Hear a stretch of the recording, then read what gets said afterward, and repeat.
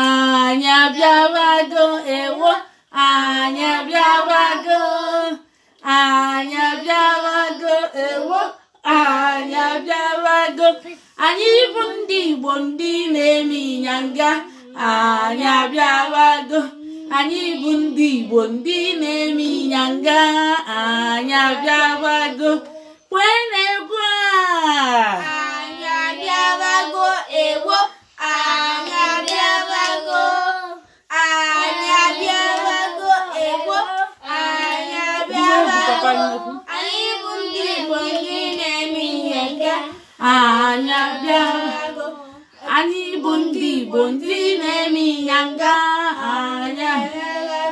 Hello Igbo parents, we have come again to speak Igbo language. We are here to promote our language and culture. Please remember to speak your native language to your children.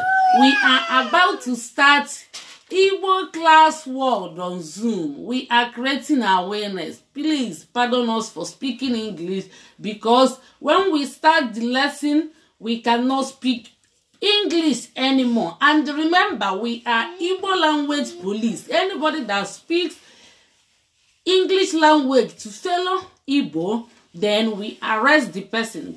And again, we are the Igbo Anyabia. We have come to stay, which means Papa, can you name me? Icho ngwa gebent jide aka na ntị gị papa. Email of Madalu. Yes, all hell Biafra, all hell Biafra. Maazị, anyị na-ekene unu daalụ. Biko na unu atagbuna anyị ga-eme ọsọ wee kwụsị. Anyị ga-eme ọsọ. Anyị ma na onye ndu na-abịa. Mana anyị chọọ ime otega anyị medebe. Nwelu na anyị ndidi. Ekene m unu nnọọ. Biko na unu je subscribe ola anyị na our YouTube channel. Unu type Igbo Anyabia na YouTube.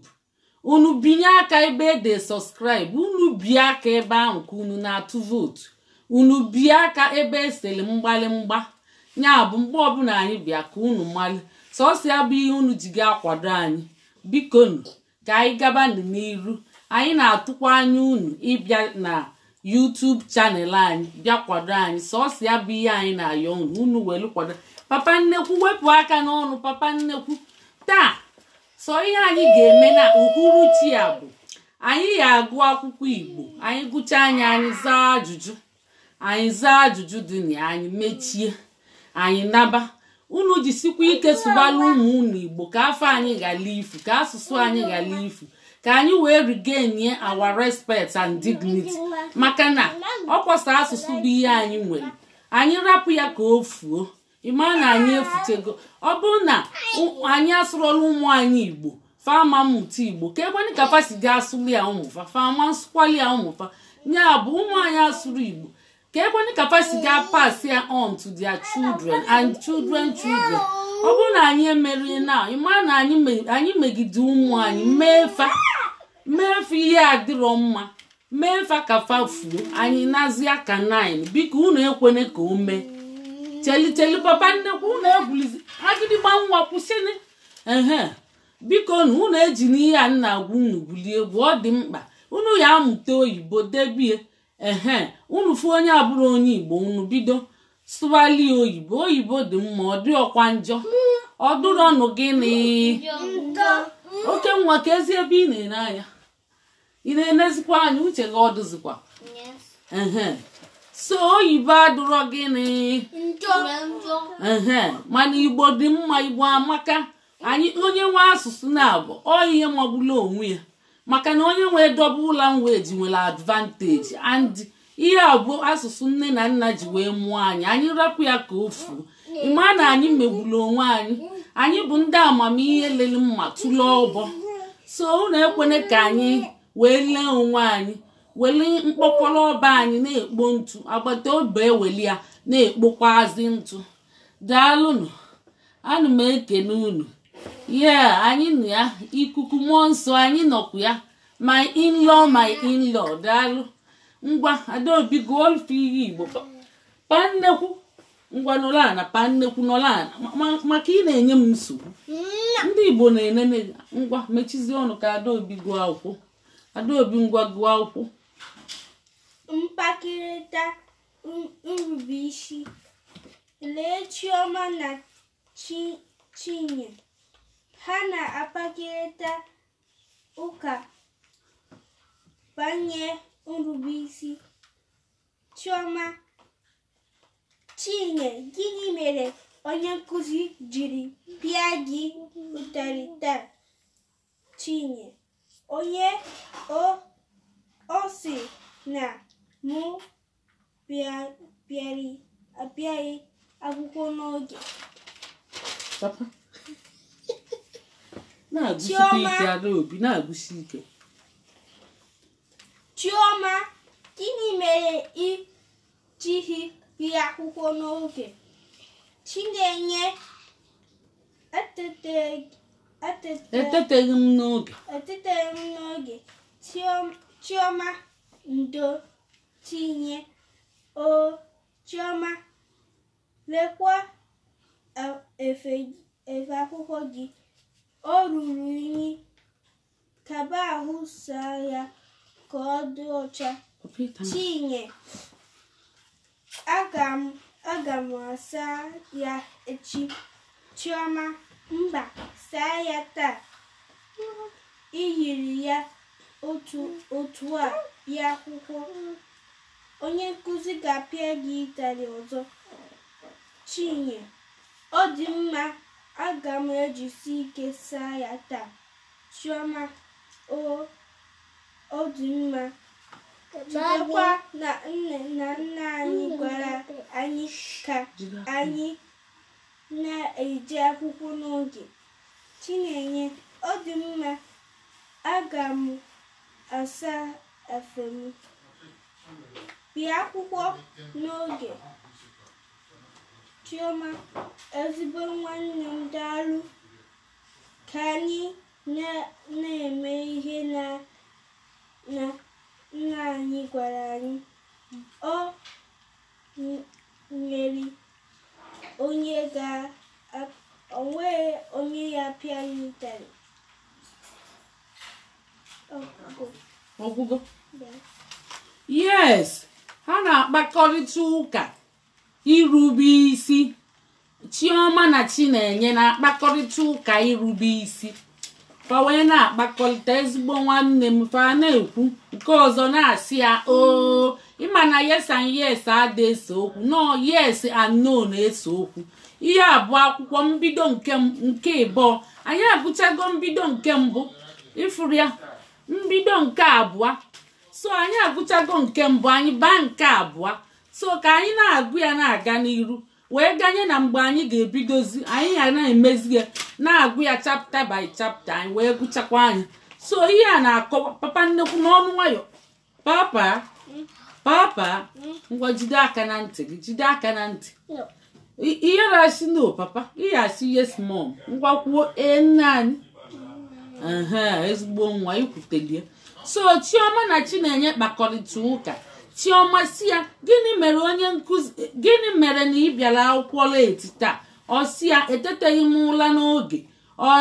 Chioma si ya ndo. Chinenye si o ifuru ya yes and yes ọ na-ese okwu. Si na mba, lekwa efe akwụkwọ gị, o ruru unyi. Kaba arụ saa ya ka ọ dị ọcha taa. Chinenye si ya, aga m asa ya echi.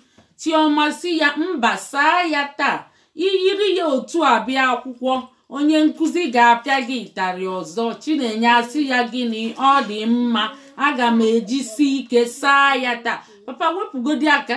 Aga m ejisi ike saa ya taa. Chioma nwanne ya asị ya ọ dị mma, cheta na nne na nna anyị gwara anyị ka anyị na-eje akwụkwọ n'oge. Chinenye asị ya ọ dị mma, aga m asa efe m bịa akwụkwọ n'oge. Ọ na-ekwekwa okwu, ọ nara agbagha maka ọ ma na ihe ọ na-agwa ya dị mma. O nwe onye ahụ agba na-agwagodo ihe dị mma, ọ na-agbagha na-eme ka ndị ọ ka m kweli gị okwu ka ọ wee bụrụ na ịka m, ọ ka m kwelizie gị okwu ka ọ bụrụ na ịka m. Na ikweli mmadụ okwu abụrụ na onye ahụ ka gị. Ị na-anya fụ na mmadụ na-agwa gị ihe dị mkpa, ihe asị ya o and inekwa anya fụ na mmadụ n'imejọ mmadụ isikwana ya ndo onye ahụ akara gị ọ gị nwaka ya onye siri ndo dị stronger onye gbara ọsọ bụ mkpote ede onye gbara ọsọ bụ gịnị uli ede onye kara anya jesi mmadụ ndo onye ahụ dị more stronger so onye mere accept onye ahụ bụ uli ede onye ahụ gbara ọsọ onye gba ọsọ bụrụ gịnị mkpote ede onye gba ọsọ bụrụ gịnị uli onye gba ọsọ bụrụ gịnị ede mana onye a bụ Chinenye mgbe niile ọ na-asị ọnya bụ na ọdụ gịnị stronger o siri ike ọ ma ihe a na-akọ maka mmadụ gwa gị ihe dị mma ikweli ya okwu ọ bụrụ mgbagha na-adị njọ ịna-anya n'anya mmanya fụ onye ọ maala obee ugwu ọ bụrụ ị na-eme ka ndị nwụọ imekete itinye isi n'ọfịa ada ekwe na-ekwe n'ute ekwele na-aghọta ya so onye agwalụ nyakwe maka na gịnị ndị dụkwa na ntị now kịta anyị ga-aza zaa ajụjụ ndị a n'ọnụ that is zaa anya n'ọnụ ide na-ede kpọọ aha mmadụ abụọ kpakọrịtara ụka Adaobi Chioma na Chinenye kwuolu na aka ọ zatali ya kwuolu na aka papa nnekwu kwuo aka mmadụ ibe ọkpakọrịtụrụ ụka bụ Chioma na Chinenye onye ajụza nke abụọ na-agala oke nwa kedu onye ka onye nkụzi pịara ụtarị taa oke nwa za Chigozie ọ zatali ya onye ka onye nkụzi pịara ụtarị Chinenye kwuolu na Adaobi aka agịgịgbakwuo aka papa nnekwu kwuo n'aka papa inye na anyị nsogbu ọ bụrụ anyị si ga-ege na ntị nne a jide aka na ntị ka ị wee na-anụ azịza nke a na-abịalụ gịnị agịdịgba nwa azịza nke atọ papa azịza nke ịtọ na-abịalụ onye agịdịgba nwa anya bụ Ebubechukwu be anyị gịnị mere onye nkụzi jiri pịa ya ụtarị taa onye nkụzi pịara ya ụtarị ka ihe o ji pịa anya ụtarị papa kedu ihe o ji wee pịa Chinenye ụtarị ị mara onye maara ya oke rapụzi oke nwa ka ọ zaa ọ dị ka ọ maara ya oke nwa ngwa zaa anya ozugbo zasi ike maka na o tetere n'oge ịzatakwali obele ha fuwe mana ịzatachara ya ama na o tetere ụla n'oge mana o nwere ihe o mere ndị nkụzi ji wee pịa gị ụtarị o nwere ihe ọzọ ịmali oke nwa ngwa Adaobi ngwazi anya ọ bịara akwụkwọ n'oge kwuolu na Adaobi aka kwuo n'aka daalụnụ oke nwa jideni ntị unu aka gị na agịdịgba nwa jideni ntị unu aka Adaobi mụnara amụ onye daa ihe anaghị amụ onye dara ihe amụ kama a na-akụziri ya ịmụọ ya amụ Adaobi anyị anụgo ozugonu ka anyị zatọpụzie na ya nke ịnọ ọ fọrọ ise ka anyị mechie nke ịnọ ka anyị nọ na ya onye ya aza nke n'oge ga-aza cheliri ka njọ kedu onye efe akwụkwọ ya ruru inyi ngwazi anya papa nnekwu zaa anya oke nwa zaa Adaobi ị na-anọkpa m arụ ngwa onye ka akwa akwụkwọ ya ruru inyi Chinenye kwuo Chinenye ihe akwa afa m oge kwulie m ịkpọtachara afọ onye ahụ ọfụma ihe na-akpọ afọ onye Igbo ibe gị ka Igbo onye ọcha ịbụrụ onye ọcha so ndị ọcha na-abụ afụ Chinenye asị amamihe nwa a na-akpụ ya afụ dị ike asị na dike asị Chinenye afụ Ikechukwu asị Ikechukwu afụ dị ike asị dike so onye kpọọ afa gị ọ mara akpụ ya iju isi ya mbanye emebineli gị afa gị maka ụmụ onye anyị ma afọ ya bụ John Dike ihe ndị ọcha na-akpụ ya bụ John Dike mana mba ọ bụrụ Dike ọ dike so ajụjụ nke ise onye ka ọ na-agara gị nwa ka ọ na-agara oke gịnị ka nne na nna ha gwara ha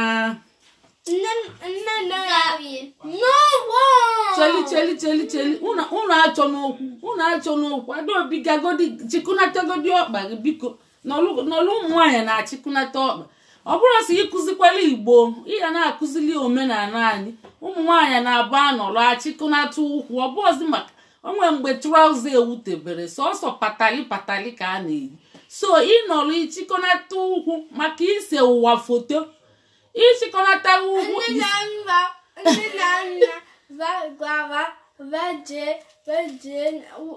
ụmụ akwụkwọ n'oge nne na nna gwara fasifa kapa na-aga akwụkwọ n'oge ifuru onye kwulie Chioma kwulie ọ si ezigbo nwanne m daalụ ka anyị na-eme ihe nne na nna anyị gwara anyị o nweghị onye ya apịa anyị ịtarị ọ sịkwa kedu ebe ọ nọzikwuo na nne na nna fa gwara fa oke echetakwa na nne na nna anyị gwara anyị ka anyị na-eje akwụkwọ n'oge ndị a bụ ezigbo nne na nna ị ga-akụziri ụmụ gị ihe na-eje akwụkwọ n'oge andị na-eme ihe nne na nna gwa gị o nwere onye ya apịa gị ịtarị chaa ekwuo ma anụrụ ọka eji apịa ịtarị anyị agụchago bikonu ọ ya adị mbọsị ọzọ mbọsị nta ka anyị mee gịnị mbọsị onye ori ga-akwa nne ka anyị mee gịnị ka ahụ n'anya ka mgbọ ji mee gịnị onye iro m fọrọ m ka ịma nke ọzọ ịma nke ọzọ maka ọjọ ebi apa ma para m apa ole ihe ọ bụ anyị ga-ebi ngwanị sizianụfa ka emesịa anyị emesigo ewo anyị emesigo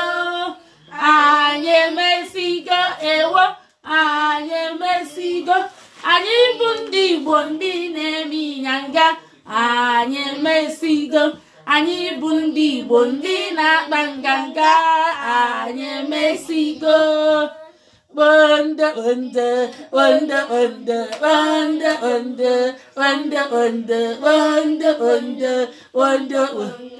How many bondo? How many bondo? 5 bondo. Adaobi Zatalone. Oh, 4 is to 1. No, 4 bondo anyị ga-elikwe nri akpụ tata. Ngwa nke emesịa.